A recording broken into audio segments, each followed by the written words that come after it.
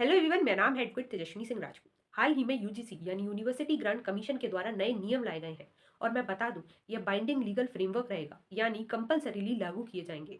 इसके अलावा अगर हम पूरे नाम की बात करें तो university grant commission promotion of equity in higher education institution regulation 2026। जैसा कि आप नाम से ही समझ गए होंगे कि जो हायर एजुकेशन इंस्टीट्यूशंस होते हैं उनमें जो कास्ट डिस्क्रिमिनेशन देखा जाता है उसको खत्म करने की कोशिश की जा रही है। अगर हम इसके मेन ऑब्जेक्टिव की बात करें तो मेनली 3 गोल रखे गए हैं।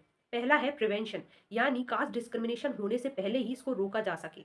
दूसरा है प्रोटेक्शन, अगर किसी विक्टिम के साथ कास्ट डिस्क्रिमिनेशन होता है तो उसकी डिग्निटी को प्रोटेक्ट करने की कोशिश की जा सके। और तीसरा है अकाउंटेबिलिटी, यानी जो इंस्टीट्यूशंस हैं उनको भी कहीं ना कहीं रिस्पॉन्सिबिलिटी देनी। और मैं बता दूं 2012 का जो एंटी डिस्क्रिमिनेशन रेगुलेशन था उसको रिप्लेस करके यह नया रेगुलेशन 2026 का लाया गया है। और इसको रिप्लेस इसलिए किया गया बिकॉज जो एंटी डिस्क्रिमिनेशन रेगुलेशन 2012 है वह एक एडवाइजरी था, मोरल एडवाइस दी जाती थी। लेकिन अब जो नया रेगुलेशन लाया गया है 2026 का, इसमें कई इंपॉर्टेंट पेनल्टीज भी डाली गई हैं ताकि ये सही से इन्फोर्स की जा सके। और मैं बता दूं, यह रेगुलेशन सभी पे लागू रहेंगे, चाहे वो सेंटर और स्टेट की प्राइवेट यूनिवर्सिटी हो या फिर गवर्नमेंट यूनिवर्सिटी हो या फिर यूजीसी रिकॉग्नाइज्ड यूनिवर्सिटीज हो, कॉलेजेस हो या फिर डीम्ड यूनिवर्सिटी हो, इन सभी पे लागू रहेंगे। इसके अलावा जो रेगुलेशंस है इसके अंदर यह भी स्पेसिफाइड किया गया है कि कौन कौन सी 3 कम्युनिटीज हैं जिनके लिए ये कास्ट डिस्क्रिमिनेशन रेगुलेशन लाया गया है, यानी एसटी, एससी एंड ओबीसी के लिए।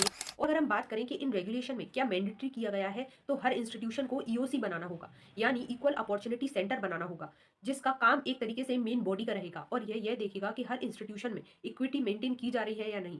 इसके अलावा जो डिस्क्रिमिनेशन रिलेटेड कंप्लेंट्स है यह देखेगा और जो अवेयरनेस है डिस्क्रिमिनेशन रिलेटेड वो फैलाने की कोशिश करेगा। यह जो ईओसी है यानी इक्वल अपॉर्चुनिटी सेंटर, इसके अंदर एक कमिटी बनाई जाएगी। इस कमिटी का नाम है कोर ग्रीवियंस हैंडलिंग बॉडी। इसके कंपोजिशन की बात करें तो इसमें एसटी, एससी एंड ओबीसी के रिप्रेजेंटेटिव्स होंगे। इसके अलावा एक विमेन रिप्रेजेंटेटिव होंगी और एक डिसेबिलिटी पर्सन रिप्रेजेंटेटिव होंगे। और इसका काम यह रहेगा कि जो भी कास्ट डिस्क्रिमिनेशन रिलेटेड जो भी कंप्लेंट्स आती हैं उनको इंक्वायरी करना। इसके अलावा जो इंस्टीट्यूशनल हेड है उनको यह रिपोर्ट सबमिट करना। रेगुलेशंस के अंदर यह भी डाला गया है कि 24/7 एक हेल्पलाइन नंबर भी डाला गया है, इक्विटी हेल्पलाइन नंबर। इसके अलावा अगर कोई कंप्लेन व्यक्ति करता है कास्ट डिस्क्रिमिनेशन रिलेटेड और अगर उसकी कंप्लेन नहीं सुनी जा रही है तो 30 डेज के बाद वह अपील कर सकता है ओमबड्समैन पर्सन को।